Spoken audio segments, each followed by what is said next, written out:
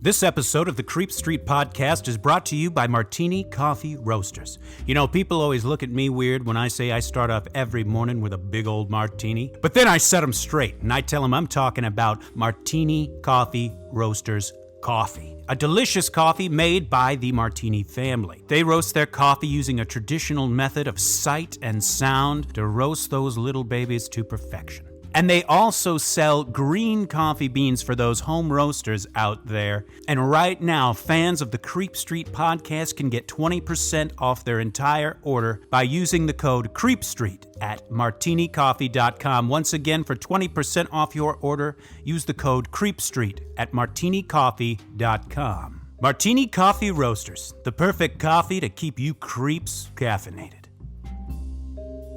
You've taken a wrong turn down Creep Street.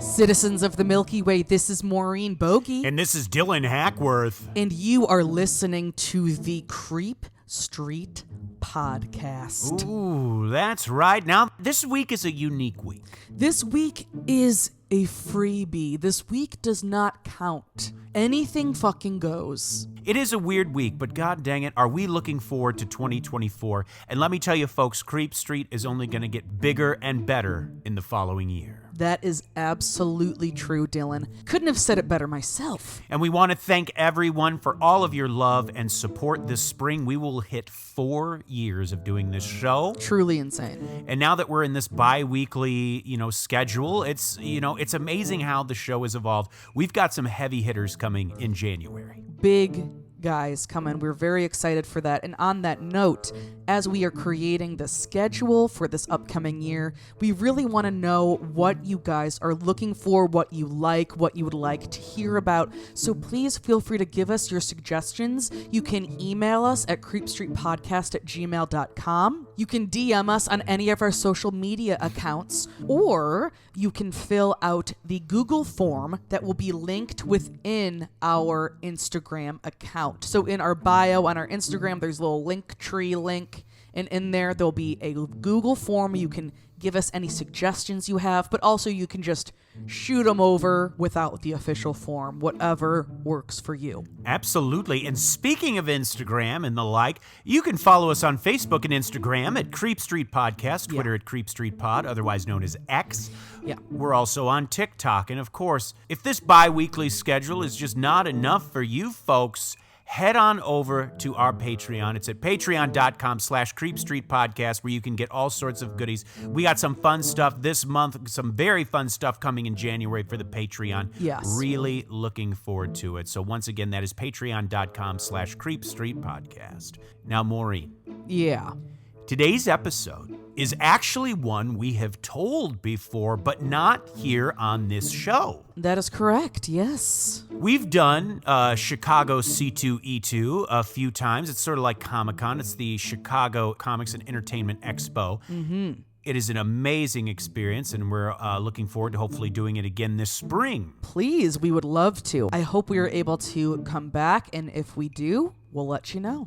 Well, a couple times we have told this tale at our panel, and, now it's officially going to the show, because this event, what we are talking about, this tragic event, happened on December 30th of 1903. Mm-hmm. This episode will be coming out on the 29th of December, 2023, a day before the 120th anniversary of this tragic event and the beginning of this haunting as well. Oof. Folks, this is a story that is heartbreaking. Mm-hmm. And just so everyone knows, get ready, Creep Street, because I might get a little emotional in this story. Just a heads up. And that's okay. Just a heads up. It just shows you the evils of corruption. Yeah. At its core. This is, and I truly mean it, like probably the most quintessential Chicago situation. It absolutely is, and that's right. It happened right here where we live in Chicago. Mm-hmm. Folks, today's episode is the Iroquois Theatre Fire and the Haunting of the Nederlander.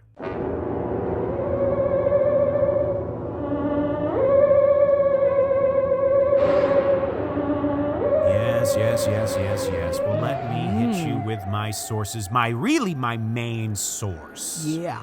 Is a book called Chicago Death Trap, The Iroquois Theatre Fire of 1903 by Nat Brandt. Yes. I will also be starting off this episode with an article I wrote for a local university newspaper regarding the anniversary. Yes. There are also little bits of other sources. One, for example, is the show Celebrity Ghost Stories. I was hoping you were going to say that. It's so funny performing. I say performing. In a way, it is. When we are recording, in a way, we're performing. We are giving a performance. So I always say performing, but it's weird to be performing an episode that we actually wrote and compiled a few years ago. Yeah. So this is kind of a fun journey for us here, but this is one we had been saving specifically for this anniversary, and we are going to dive into it right now. And I will start off with this article that I wrote.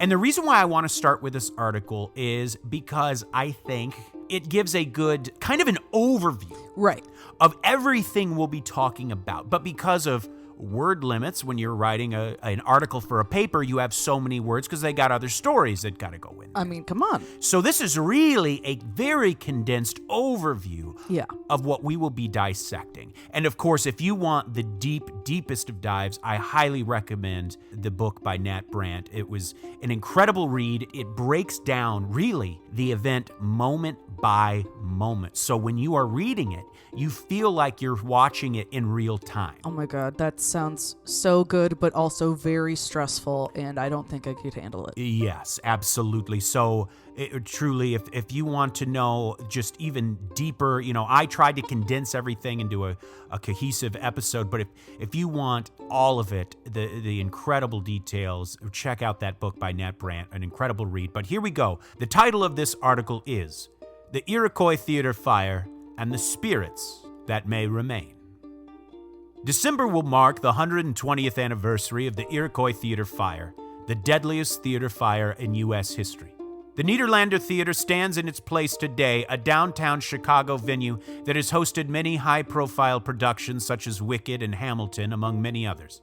Even 120 years later, the smoke of the past still lingers on the minds of those who know the theater's history. I think it's important to remind people what happened, said Tricia Hermes, a university professor who teaches English and Chicago history through ghost stories and folklore. I think these places where these things happen, they become kind of sacred to us. On the afternoon of December 30th, 1903, a fire broke out in the upper catwalks of the theater's backstage when a stage light's faulty wiring sent sparks showering down on the highly flammable set pieces and curtains below. People were trampled underfoot as massive crowds tried escaping at once through narrow doors and hallways. As the flames grew, many found themselves with nowhere to go. In all, 602 died in the flames, many of them children who were out of school for the holidays. Adding insult to the tragedy was the role that political corruption played on that dark day, the extent of which is covered by author Nat Brandt in his book, Chicago Death Trap, The Iroquois Theatre Fire of 1903. Brandt wrote, during the 16 months preceding the fire, Chicagoans had seen almost daily headlines about corruption among the building inspectors, including charges of bribes, incompetence, and political pressures to exempt some properties from inspection altogether. According to Brandt, owners of the Iroquois chose to forego many safety regulations in order to open their doors in time for the lucrative holiday season, officially opening November 23, 1903.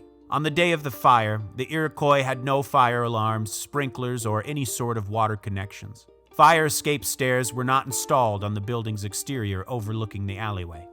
In the chaos of the moment, many made the choice between perishing in the fire or falling to their death below. Many chose the fall.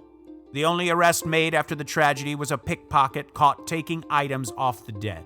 Historians note, no one in a position of power was held accountable for their role in this massive loss of life.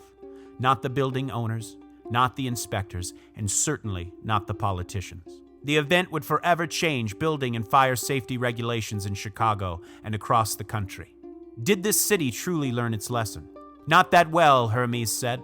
Here's a 50 under the table. Here's a little kickback for this or that. That's the Chicago way. It's an oft-quoted cliche that every theater has a ghost. Cliche or not, many believe that those who died there still remain. Adam Selzer is a Chicago-based author and tour guide featured on such paranormal programs as Mysteries at the Museum and Haunted History.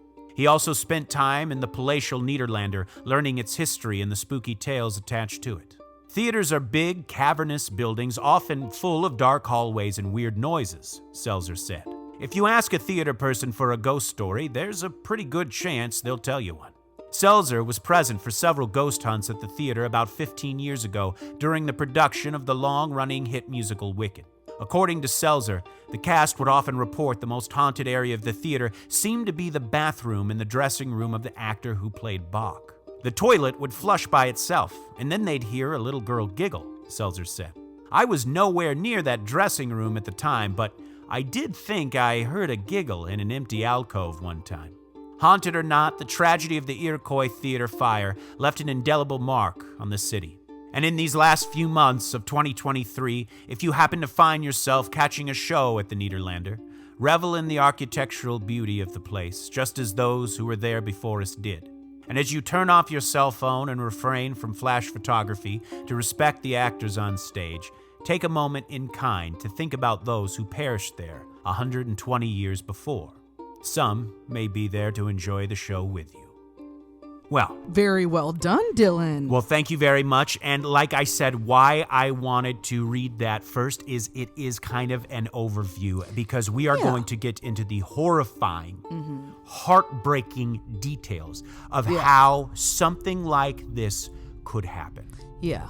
So you were kind of setting the stage, no pun intended. You know, you're prepping us. And you'll notice Adam Selzer was quoted in the article. We released a short kind of interview with him on our mainline channel. A very incredible guy. I think he just made an appearance in another show. I don't know what he was filming. I saw on his social media he was filming something else. Very cool guy. Yeah, please go ahead and check that out. Really an author, and only a fraction of his stuff really deals with the paranormal. He's an incredible historian and interesting guy. Would love to have him back on to talk specifically about the Nederlander and his experiences there.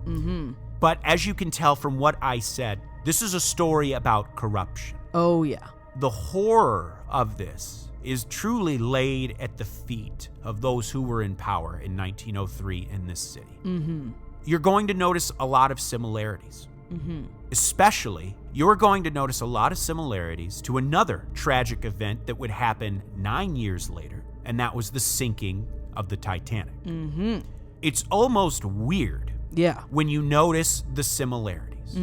The hubris of these people. Literally, people were told, it might have even said in their programs that night, while they were sitting in their seats, that this theater, this building, was impervious to fire. Insane. Just as Titanic was unsinkable, this building, the Iroquois Theatre, was impervious to fire. Yet truly, the hubris. It's like, you'll see here in a minute, but it truly is insane. It's like, why are you even saying this? Yes, absolutely. Why would you say that, you dumb f***?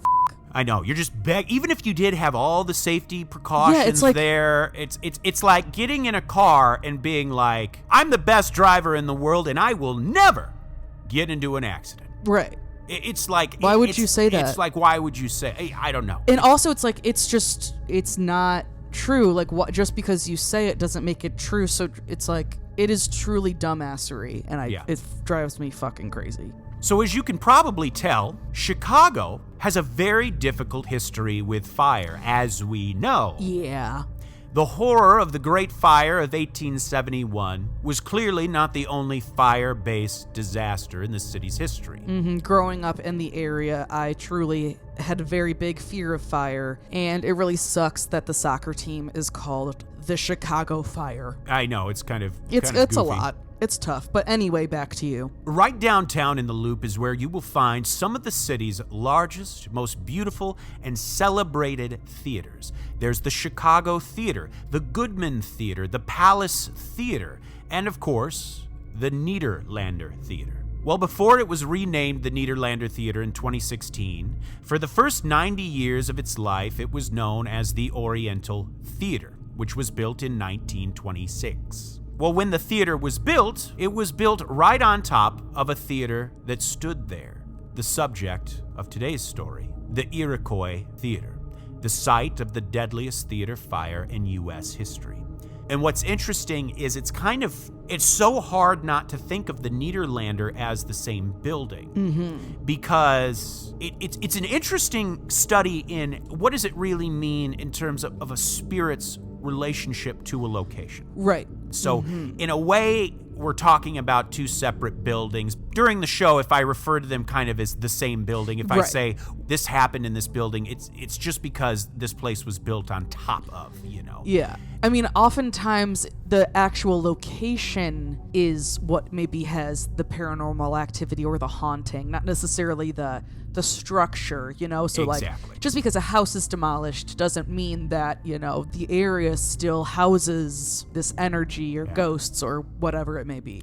The Iroquois Theatre opened its doors on November 23rd, 1903, after numerous delays due to labor disputes. But once it did open, it was lauded for its beauty and was considered by many critics to be the most beautiful theater in the United States at the time. Wow. Now, I want to briefly give you a rundown about what the theater kind of looked like on the inside, because I think it will kind of help you in imagining the tragedy as it unfolds. Oh, for sure. It will give you an idea of the space. So I'm going to do my best to kind of tell that. Yeah. The theater was advertised to hold a capacity of 1,602 people, and this consisted of 3 audience levels. There was the main floor that held 700 seats. The second level, also called the dress circle, held about 400 seats. And the top level, also called the gallery, had about 500 seats. Okay. There were also 4 boxes on the first level and 2 on the second. And the theater also had only 1 entrance. Jesus Christ. You would enter, and if your seats were on the main floor, you would just go straight ahead into the theater. In the building's lobby, there was a broad staircase that led from the lobby to the middle balcony area. So if your seats were there, that's where you'd go. And from there, if you were sitting in the gallery, there was another staircase going from the dress circle or the mid-level up to the top. Okay. Those that designed the theater said that the purpose of its design was so that the theater's patrons could, quote, see and be seen.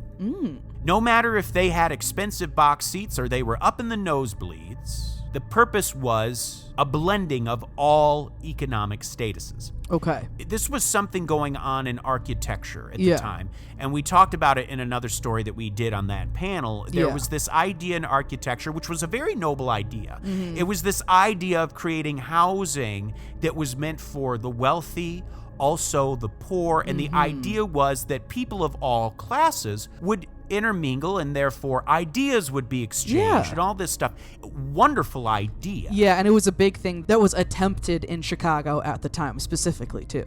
Right. But what this design unfortunately also did was violate many of these Chicago fire ordinances, one of which explicitly states that there needed to be operating stairways and exits for each balcony level, of which there was not. Yeah, and that just really seems like the bare minimum, Exactly. Yeah. Now, the backstage of the theater had a very impressive design as well.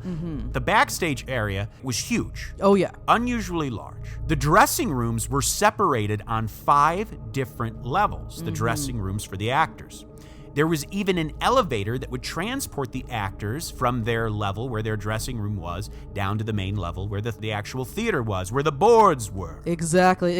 You would be surprised if you ever go backstage at any of these big theaters. If you look up, these buildings are exceptionally tall. And then there's a thing on top called the grid, which is where you can very carefully walk around to adjust different things and different levees and ropes and stuff. And it is really intricate. A lot of staircases back there. Yeah, it's a lot going on, and it's pretty hard to get from one place to another quickly if you're really up there. Yes, especially for a big production. You've got. Oh, yeah. If you've ever been backstage during a huge production, there's just people running everywhere, getting things, because it's not just actors, obviously. It's crew, it's tech, it's everybody. It's a lot going on, and it's very quiet. It's very interesting. And what's funny is it's so frenetic and frenzied, but everyone's also trying to be quiet. Yeah. It's kind of a funny thing when you really think about it. But and there's also what is called the fly area, where the set pieces are usually hung from, these massive set pieces. And really, the backstage seemed as big, if not bigger, than the actual chamber where the audiences would sit. The house, as it were. The house, yes. Well, now is the time that we all need to buckle up. Okay. For some grade A bullshit. Oh, fuck. Okay. This is where it's time to get a little angry at the douchebags. Yeah. That kind of let this happen. Jesus. Turns out, the lack of staircases and exits for each balcony might have been the least of their fucking problems. Oh, okay. For example, a captain from the Chicago Fire Department made an unofficial tour of the theater just a few days before the grand opening in November, and he was shocked to discover that there were no sprinklers. There were no alarms.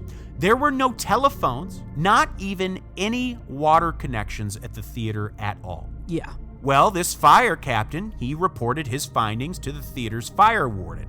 Oftentimes, these big buildings, they would have their own fire warden. Oh, yeah. That was kind of there to make sure everything was on the upside, making sure everything was up to code. So, yeah, interesting that this building, even though it had a fire warden, literally didn't have any sort of fire precautions or safety measures in place. No. You can't say that that was just an accident or they ran out of money. I Yeah. mean, to not do all of those, I mean, that's on purpose. Well, the fire warden told the captain that there was nothing that could be done. He said that if he reported these issues to the folks who owned the theater, that he would simply be fired and just replaced with another fire warden who would keep quiet. Yikes. Well, the captain told his superiors at the fire department about the theater, and his boss told him that since the building had its own fire warden, they couldn't really do anything. The buck stopped with them. In the theater, there were only 6 kill fire extinguishers. Now, these are a particular kind of fire extinguisher, and this is how they worked. This is pretty interesting. I did not know this at the time. The contents of these fire extinguishers apparently had to be hand thrown at the base of the fire. Yeah. So you sprayed it in your hand like whipped cream or string cheese or like spray cheese, and you chucked it at the base of the fire. Seems weird, but okay. But the unfortunate fact is that the fire at the Iroquois Theatre would begin high up above the stage, essentially rendering these hand-thrown extinguishers useless. Yeah, fuck. Strangely enough, despite all the hype, business at the Iroquois had been somewhat underwhelming at first. Thanksgiving weekend had not been the bonanza that they had hoped for, but another point to make is that their production of Bluebeard was considered to be family entertainment. So the fact that kids were back in school after Thanksgiving didn't really help much either. Okay. It was kind of like a family comedy at the time, was this play, Bluebeard. Okay. And the lead actor, who we will soon meet, became a very important player in this event. Oh, okay. Pretty interesting story. A player is a player is a player. Not that they weren't making money, of course, they certainly were, but it was not the sort of response they had hoped for with this new theater that was specifically built for giant spectacles. But, as expected, once Christmas and New Year rolled around, ticket sales went way up, and now they were seeing the kinds of crowds they had hoped for. The matinee's performance on Wednesday, December 30th, the day of the fire, saw their largest house yet. Despite temperatures outside that were well below freezing, people piled in, excited for an afternoon of theater. Many of those in attendance that day for this matinee were women and children. Being that this was the week between Christmas and New Year's, children were off. And also in the previous years, State Street had become well known as a place to go for shopping, still is to this day. State Street, that great street, I just want to say. I know the Magnificent Mile, Michigan Avenue, gets all the hype and stuff, but State Street really is a lot of big-time shopping and upper, like high-end shopping. Oh, down on State yeah. Street. So, and even back then, it had already become known as the place to go, to do your shopping. Oh, yeah. Many of the women from around the city had probably come to State Street, shopping with their children, and then decided to catch a show before returning home. Mm-hmm. In fact, the star of this production was an actor named Eddie Foy, and apparently on this day before the show started, he peeked out to have a look at the crowd back from behind the curtain. And apparently he had said he had never seen so many women and children in an audience before. Fuck. Many tickets had even been sold simply for standing room only. Oh, God. This was by far the largest audience that the Iroquois Theatre had seen yet. Oh, boy. As the performance began, the house manager that night made his rounds, making sure the ushers and everyone else was where they needed to be. And, of course, they closed the accordion-style gates at the entrances to the balcony floors. Now, the intention was to keep people in the cheaper seats in the middle and upper levels from slipping down into the more expensive seats at the floor once the show had started. Now, do you remember in the movie Titanic, those gates, those accordion-style gates, they would have at third class? Remember, there's the whole scene where Leo and his boys, they're like, we got to get through, and they're like, you can't go through, and they take that bench and they bust through the door. Those kinds of gates. Absolutely. And just for a little bit of lore about Dylan and myself, we both absolutely adore Titanic, the movie. Yes, you were wearing your Titanic t-shirt on Christmas Day. I was. It's close to my heart always. Yeah, so essentially how it worked was once Act 1 began, they would lock those gates. And then at the end of the act, they would unlock them so people could stretch their legs, go outside for a cigarette, whatever you're going to do. Jesus. And when Act 2 began, they locked them up. I mean, I just can't believe that. I mean, I can, obviously, but it's just, what the fuck? And they were locked securely with a padlock. Then on top of all the people you had in the audience, backstage, there was about 300 people who were just performers in this show. Just performers. That is crazy. 300 is, I can't even imagine that. Aside from the principal cast, there were dancers, even children who apparently would play animals in the show. Then, in addition to the performers, there were over 200 members of the stage crew. Yeah. Tech folks, costume people, makeup people, every job you can imagine at a big budget show. And it's more people than you think. Absolutely more people than you think. So even backstage, you got about 500 people. Oh my God. And I mean, backstage, I'm sure it was huge, but for 500 people, I mean, that's a lot of people. Now remember, what I said was the advertised capacity. Now, there's some debate that it was 1,602 people. Others say that the advertised capacity that it was built for was 1,724 people, which is a considerable difference. I came across both numbers in my research, so I'm including them both. Yeah, come on. But whether the place was supposed to only hold 1,602 or 1,724, that day there was estimated to be about 2,300 people there. Oh my God. 2,300 people, 2,300 people in a building that was at most meant to hold 1,724 people. And I'm sure then that was too many. Yes. Even that was too many. Keep in mind, and they're selling standing room only tickets. So already just in the audience, they're packing it. Yeah, Jesus. The first act went over as well as it usually did, and afterwards was intermission, and it was a little before 3 p.m. when the second act began. The lights in the theater dimmed and the curtain lifted to reveal a chorus line who performed a few songs. This was followed by a couple more sketches, including one featuring the star of the show and then a big-time theater celebrity, a man named Eddie Foy, who was doing a comedic bit with an elephant. And it's like I'm guessing it was a people in an elephant costume. Yeah, I mean, yeah. Because I feel like if they had live, the book would have made a bigger deal about it.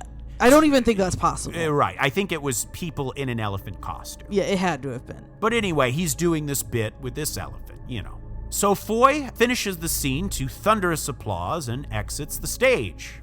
And following him was a double octet of 8 female dancers and 8 male dancers, all dressed in gorgeous Victorian costumes, waiting in the wings for their entrance. This particular number was a song called Under the Pale Moonlight, and it was performed under a single blue light that sort of lit the stage in this very ethereal sort of nighttime look. The light in question hung about 15 feet from the stage, off to about stage right, or from the audience perspective, it would have been just to the left of the stage. Okay. There was an iron bridge there where tech members would walk, and of course, attached to this iron bridge is this blue fold light. It was a calcium arc light that was powered by electricity but had to be moved by hand to adjust its direction. So the wiring within it was meant to be flexible. It was encased in a closed metallic box that was intended to keep sparks from falling down on the stage below or, fanning out onto other set pieces.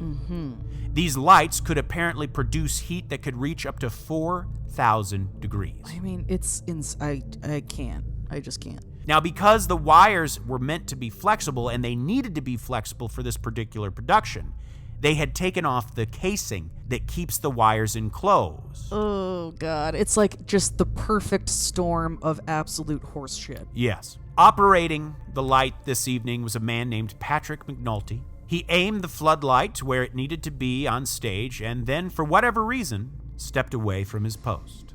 Oh, boy. Barely after he had walked away, a shower of sparks flashed from the light's wiring. Now, about 20 feet above this was another floodlight and another iron bridge, these catwalks. Yeah. And now this is giving you scope. So the light in question that started this is on a catwalk that's about 15 feet above the ground. Okay. Then above that is another catwalk about 20 feet above that. So this is, it gives you a size of the scope and the scale. Yeah, these places are fucking huge, and this seems like the biggest one ever. Yes, and Adam Selzer said it right in his quote. These are huge, cavernous buildings.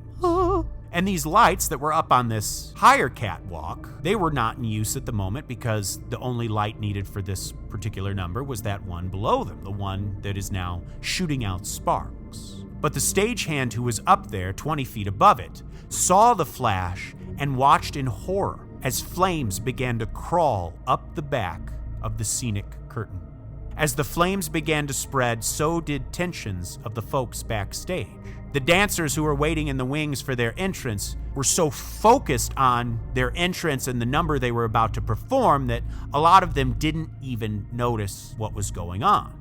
A few dancers apparently caught sight of some flames just before entering, but put it out of their mind for the performance. Because, when it's showtime, and if you see something like that, unless it's like a huge inferno, you're probably thinking, okay, that's not good, but someone's going to take care of that because I gotta, I can't be late. I gotta do my job. Yeah, and especially in a situation like this, it may sound kind of insane. You're like, you would see a fire and just not do anything. That's crazy. Remember, there's 200 people there that it's their job to deal with anything else other than performing. Yes. And the whole trope, the show must go on, it's very true now. Like, Yes. Then it was insane. Yes, and in fact, nowadays, I'm not sure how it was back then, but nowadays, especially, we've worked on many union productions. Yeah. As an actor, you're not supposed to touch anything. That's not you don't even touch it. No. So, and also consider you're about to step out in front of a crowd of 2,300 people that are there to see you. Yeah. You're focused on your job. And also, they probably at this point didn't have any kind of safety training or anything like that. They probably didn't even have any idea what they should or could even do. Absolutely. One of the dancers who saw the flames would later say, "Well, I figured if something dangerous was happening, then people would let us know." Well, I mean, I I hear that. Yeah. The fire continued to spread backstage. Because of the music and the dancing, folks in the audience were not yet really able to tell that there was a commotion. The flames kept spreading, and chorus girls were apparently whipped into a frenzy. Many of them were barely dressed at all because they were in the middle of changing for their next number.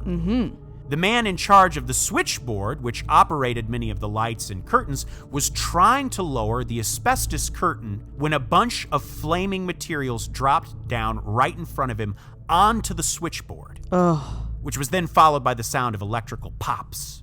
Many of the theater's lights now were out for good. Oh my God. Oh no. It's almost like Final Destination or something. Seriously? I've only ever seen I saw 1 and 2, I think, but that was years ago. But it's kind of like that. It's almost like how this series of events just happens. It's like you can't get out. You just can't get out. It's truly a horrifying thing to even consider. And it's also, let's point out the irony of the asbestos curtain. Now, in this case, I would have, considering what was going to happen, asbestos would have been the last thing on my mind. We now know it's very bad for you. But in this case, I would have been clutching that asbestos curtain like I was Linus. You know what I mean? I'd be holding onto that blanket. I'd be cuddling. I'd be cradling that baby. Oh, come on. And for those of you who maybe don't know, and that this sounds truly completely insane, the idea is that, they still exist today, it's called a fire curtain. And it's to prevent things like this happening because there's so many really bright lights that get really, really hot. There's so many different fabrics back there. So they have these curtains in theaters that are at the edge of the stage that can come down in an emergency, and it would, in theory, and it usually would work, at least mostly, to keep the fire from going out from backstage into the house or the rest of the theater. Yes. And so at the time was made from asbestos. Yes. So that's why the asbestos curtain was trying to come down, but even that got fucked. Yes. Oh, yes, it did. Well, the switchboard operator, thinking on his feet, wrangled up a group of backstage hands and tasked them with escorting cast and crew out of the building. Very good. Eddie Foy, the star of the show, saw what was happening and immediately thought of his oldest son, who was actually with him that night. He was traveling with his father. He was 6 years old. Oh, no. His son was with him, and, because it was a sold-out house, his son had a little stool that sat just off stage, and he would watch the show from there. Mm-hmm. Foy ran down and grabbed his son, who was terrified. His son was just, horrified. Holding him by the arm, Foy made his way towards the backstage to exit, but stopped. I'm sorry I get a little choked up. This story is just so awful. I know, it really is. I'm sorry, Creep Street. I'm being a bit of a baby here, but this is just... No. Looking down at his son, Foy thought about all the children, women and children in the audience that night. And he knew he couldn't just leave, not yet. So, thinking on his feet, Foy grabbed a stagehand and told him to make sure his son got out safely. And for a moment, Foy watched as his son, with the stagehand, vanished into the smoke and chaos towards the back exit. Foy ran out on stage with the intent of, hopefully, getting folks to remain calm. The dancers on stage could no longer ignore what was going on. One of the dancers even fainted in a panic, and when her male counterpart reached over to pick her up, he saw the flames himself. He picked up his unconscious castmate and carried her to safety. Up about 60 feet above the stage on one of the iron catwalks were 4 boys who were employed by the theater. 3 of them were able to escape, but one was engulfed in flames and fell from the catwalk to his death 60 feet below. Jesus. And these were boys. These were not, I don't even know, they might have not even been teenagers yet. They were young. I don't even know. They could have been, but the impression I got was that they were very young. I think they were even immigrants. I think German immigrants, maybe. Oh, my God. You see, at this moment, Foy didn't know for sure if the fire couldn't actually yet be put under control. Mm-hmm. So he's wondering why the hell this asbestos curtain had not yet been lowered. Yeah. The whole purpose of the fire curtain is to keep the fire backstage from spreading out into the main theater. Mm-hmm. But remember, the guy managing the switchboard had to abandon his post because a lot of the lights were now working. He was trying to get people escorted out. Yeah. While trying to keep the crowd calm, Foy kept shouting backstage, "Is there anyone who knows how to lower the fire curtain?" Oh, God. Finally, one of the stagehands tried giving it a shot, and at first it appeared to be working. But then one side snagged and wouldn't lower. The other side kept lowering until it got to about 2/3 of the way down, still 10 to 12 feet off of the stage floor, and that was as far as it would go. Oh, God. Foy now realized that they were in big, big trouble. He calmly announced to the crowd that there was no reason to panic and that they should just calmly exit out the front and that they should take their time in doing so. Backstage, it was a frenzy. Some of the chorus girls had escaped through a coal hatch that led out into the street. And keep in mind, it's well below freezing. Yeah. It is icy cold. And think about the dichotomy of that, the hellish flames on the inside and then this freezing, death-like cold on the outside. Yeah. It's just amazing. Yeah, it's like, the cold seems like it would be a nice reprieve from the warmth, and you would think the warmth would be nice to help set off the coldness, but of course they both are deadly and awful. And keep in mind, a lot of these chorus girls and actors, they were in the middle of changing. They're like half naked, for God's sake. Yeah. Oh, God. Now, backstage, there were sort of two exits, from what I understand. One of which was a huge door that was meant for loading and unloading big set pieces and stuff like that. Yeah. This was fastened shut, but oh my God. through sheer force, they were able to bust it open. Unfortunately, what this did do was allow in a blast of cold Chicago air, causing the fire to erupt in a fireball. A backdraft. Eddie Foy was standing on stage trying to calm the audience when a massive fireball leapt out from the backstage all around and above him, out into the audience. For whatever reason, Foy was actually not touched, but it was like this fire from all around him came out from behind him and into the audience. Fire is crazy. It's so unpredictable and weird. And I mean, I'm sure there are some scientists that can predict it to some degree, but it's just, I mean, it just is so unrelenting. It's horrifying. The crowd was now, as you can imagine, in an absolute panic. Foy turned around and saw a wall of flaming set design collapse to the floor, sending another fireball shooting out into the theater. Somehow, Foy fought his way through the blazing wreckage and escaped, and later found his son. Oh my God. Wow. Thank God. So that is a good is Foy did find his son, because when I was reading that moment when he... I know. Oh. Imagine that, just thinking, not knowing. Well, at the time, though, he still didn't know if the fire couldn't be contained. Right. So who knows what he was thinking. I'm sure then, though, he was terrified and was very happy to find his son, of course. Oh, of course, yeah. Now, of the nearly 500-person cast and crew, only 5 would perish in the fire, though many did suffer injuries. But it was the audience who got the worst of it. Remember, folks in the audience, some saw the flames and were concerned, but they kept reminding themselves that this theater was, quote, impervious to fire. Exactly. But it was when they saw the fire curtain snag was when the panic really started to set in. Yeah. Remember everything we said about there hardly being any exits. The people on the main floor pressed their way into the foyer, getting trampled to death along the way. Yeah. Folks in the upper balconies were essentially trapped because the stairs were already flooded with people. And remember, the gates on these balconies were locked. Some people on the balconies were able to get to fire escapes, but as we know, the assholes that own this place did not install the fire escape stairs. Yeah. People began to plummet to their deaths in the alley below, beside the theater. Over 120 of the 602 people that died in the alleyway. Yeah.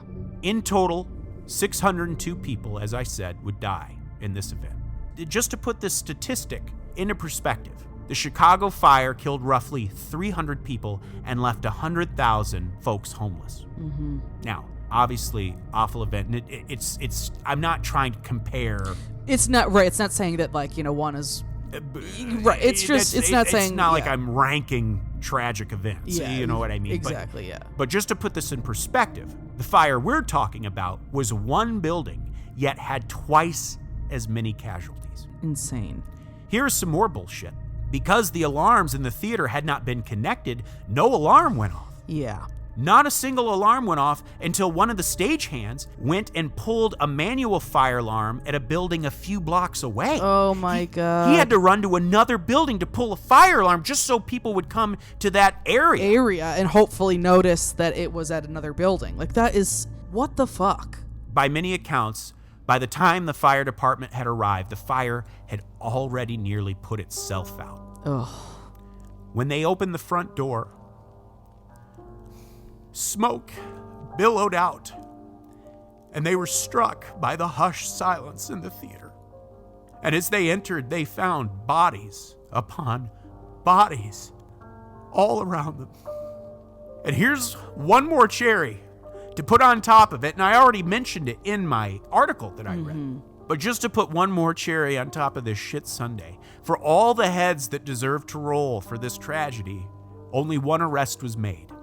In the alley, police arrested a pickpocket who was pickpocketing off of the dead.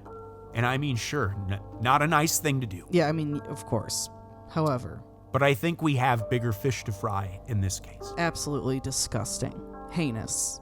None of the people who defied these safety regulations and allowed this to happen, none of them were held responsible. Chicago judges had already been paid off, and no one with any direct responsibility would ever answer for what happened. Now, before we get into the haunting portion of the show, I just want to once again mention the book that I read, Chicago Death Trap, The Iroquois Theatre Fire of 1903 by Nat Brandt. Like I said, it does a beat-by-beat breakdown of the fire drawn from actual survivor testimony. And it was truly a horrific thing that happened. And while those who deserved to get their asses handed to them didn't, I also want to say that the book does highlight some very selfless folks. Yeah. Men, women, and children who were in the theater that night. There were heroes there. There were some real heroes. Yeah. And as high as the body count was, it would have probably been higher if it weren't for the bravery of some folks there that night. Wow. And in the story, you can get into a little bit more. If you read that book, it gives you a little more insight into some of the amazing things people did that saved a lot of lives. Yeah. In fact, the people that did make the jump into the alleyway, those that did survive the fall did so because of the blanket of bodies that had already jumped before them. Yeah. Now, as you can imagine, when something like this happens, something so awful, it's no surprise that the area where the building stood is claimed to be haunted as well as the alleyway. Oh yeah. The theater was reopened and renamed in 1904 as the Colonial Theater.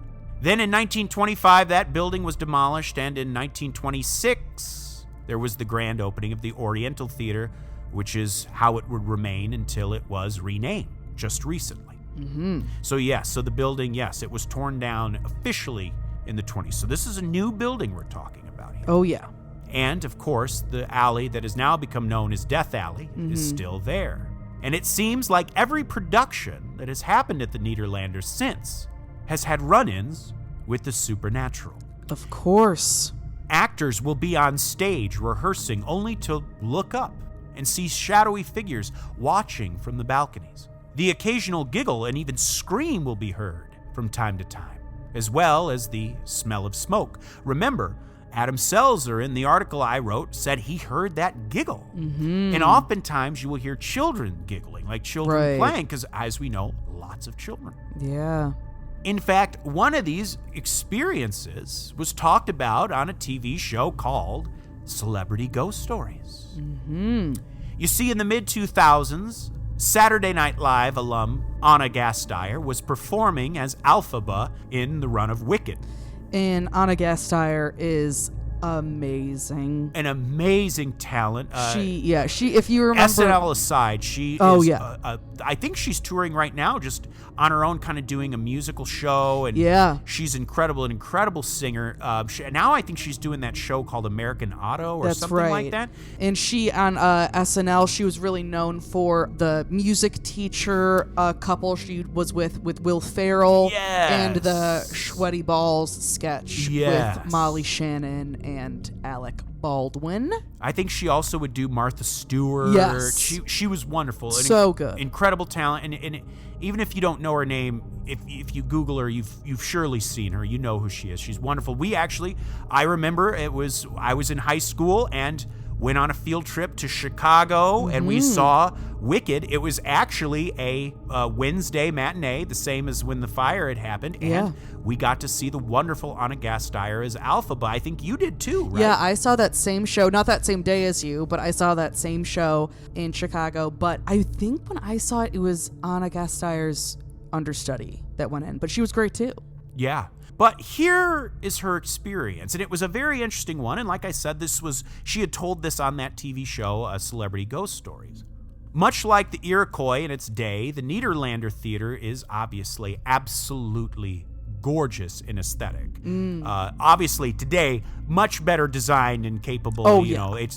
There's exit signs everywhere. There's fire alarms. There's all nowadays. You would not believe how many regulations and rules there are about fire safety in theaters. Yes. And it is taken so seriously. And because of this event. It's really not, it's not just something like, oh, it's a rule that everyone, knows it's the rules, but it's like, it's a little much, so you're just kind of like, do the best you can. No, it's very rigid, and it's followed to a T. Truly, obviously, even though those responsible were not held accountable, if there is a silver lining, it is that this did outrage people. Yes. It disgusted people, and it changed the way fire ordinances work across the country. Yeah, you'll see that all doors in theaters, they open out and not in. Yes, absolutely.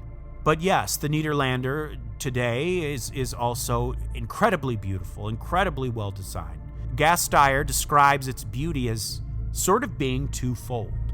She says on one hand there is this glamour to it, the incredible tall ceilings with ornate designs over everything, but at the same time there is so much darkness simply due to the sheer size of the place. Unless you have every dang light in the place on, there's always going to be dark corners and areas in a place this size. Yeah. Oh, yeah. And that's a good point.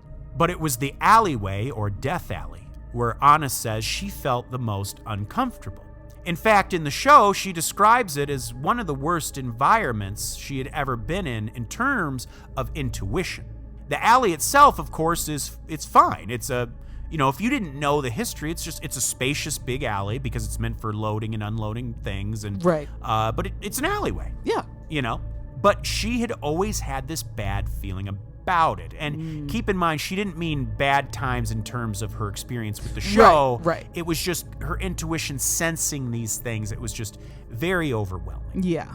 And it's the alleyway where they would always pop out before and after shows to meet fans and sign autographs, stuff like that. And she, of course, loved meeting with fans, but that alleyway always bothered her. Yeah. She never liked it. And Wicked was kind of a perfect show for a theater like this. It's a big spectacle of a production, and it also has these sort of dark undertones to it as well. Yeah. Well, one night, during a sold-out performance, as most of them were, they had just arrived at the end of Act 1. And at the end of Act 1, there's this big climactic moment where the Wicked Witch flies for the first time. And it's a big moment with lots of smoke and fog and lighting and special effects, and Anna Gasteyer is hoisted up way above the stage, and of course she's singing out to the crowd. And she says up there was when you could really sort of take in the beauty of the theater.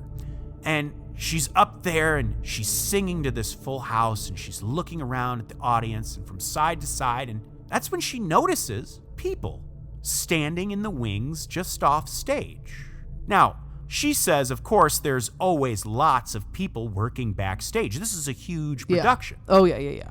There's always someone moving around. Someone's, running for a quick change. There's stuff going on. Right. But this was way more people than usual. She describes seeing these like clumps or clusters of people kind of standing together off stage watching the show. And they stood in clusters almost like they were there together, like families would. Yeah. And Anna, she just keeps performing and doesn't think about it. And she just assumes that either security was maybe a bit lax, or maybe it was maybe for the crew members that night, it was some sort of a friends and family night. Yeah. Sometimes they would do that. Maybe that was tonight. Well, the first act ended and the curtains closed and Anna's lowered back down to the stage, and the fog clears out and the lights come up, and all of those people she had seen were no longer there. She thought it was odd, but she was in show mode, so she just shrugged it off and went about her business. The night goes on and they finish the show. Anna describes the backstage area of the theater as being like a big labyrinth, long corridors and different stairwells, etc. And her dressing room was down a few long corridors. She had to go down a series of these corridors to get to her actual dressing room. Yeah. So she finishes the show and she's hustling back to her dressing room, and she's in full witch garb, of course. Yeah. And the first thing she notices is there's no one around. And keep in mind, this is a huge production. Where's all the other actors and tech and crew? She noticed as she's going down these corridors, it's like quiet. No one's there. Yeah. Anna turns down a corridor, and there, standing silently, at the other end of the corridor, is a woman with a boy and a girl. They don't say anything. And Anna just sort of assumed they were other actors in the show, and she just kind of gave them a polite nod. And the woman, not smiling, she had a very stoic look to her. She nodded her head back in response, acknowledging, like how you might nod your head at someone and they nod back. Yeah. She noticed that they were dressed in bonnets and lace, sort of turn-of-the-century winter clothing, and she thought that was weird because no one in Wicked wears turn-of-the-century clothing. Yeah, that's not the vibe. Yeah. It's Oz, for Christ's sake. It's Oz. But she also had a feeling that they belonged there. She couldn't put her finger on it. It just seemed like they were supposed to be. Yeah. It didn't seem like people who had snuck backstage or maybe were kind of lost trying to find their way to an exit. No, it seemed like they were supposed to be there. Right. She said there was a sort of unexplainable calm and ordinariness to them just being there. She says she felt a sense of sadness emanating from the woman in particular. The mysterious mother and children then turned and walked around the corner. And Anna was headed towards that same way, that corner, when by the time they had turned, weren't too far ahead of her. But when Anna turned that corner, a moment later, they were gone. The mother and the children, they were gone. So Anna gets to her dressing room, and her dressing assistant is there and waiting for her to help her get undressed.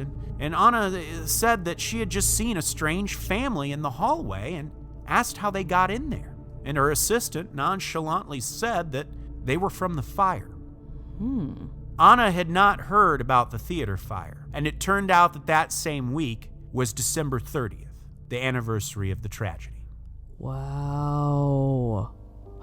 I always love hearing that story, even though, of course, it is so sad that is the reason why those spirits were there. But it's so interesting that Anna was able to really see them and have like a brief, but still an interaction. Yes. And of course, there have been countless other experiences there. You'll notice in the article I read, Adam had mentioned the theater room during this time because this is, by the way, Adam Selzer, during this 2000s production of Wicked, he was there participating in these ghost hunts. Right, which is amazing. So interesting. And he had mentioned that the actress had always said it seemed like, at least at that time for them, one of the most active places was the bathroom in the dressing room of the actor who played Bok, B-O-Q. Right. I don't really remember exactly, but I do know that the guy who's playing Bok in the Wicked movie is, the one with Ariana Grande these days. That's right. That's a little scandalous on its own right. Ethan Slater or something like that? Yes. Yeah. And I actually used to love Wicked, so I should know who Bok is exactly. I think he's one of the citizens of Oz. I think he's a munchkin. I think so, but I could be wrong. So very interesting. And of course, Adam had mentioned the giggling, it's and of course there are countless other stories, but yeah, and I don't know if you mentioned this too before or not. It makes sense to me too that maybe Wicked was so active with these spirits and with the paranormal activity because it is a family show. It is suitable for kids as well as adults. So maybe that's why it just had more energy or more instances occurred because it applied to them as well. Yes, absolutely. Right, but maybe that has something to do with it that, the kids were enjoying the show, and so that kind of pumped up the energy. I don't know. Absolutely. That's a good point. It was a show that families would enjoy. Yeah. And like Anna had said in her experience when she was suspended above the stage, it was clumps of people almost like families watching the show. Incredible. Oh my God. After I saw Wicked in Chicago, girl, you better believe I bought that on iTunes. There you go. And you better believe that shit was on repeat for a long time. Oh, yeah. Long time.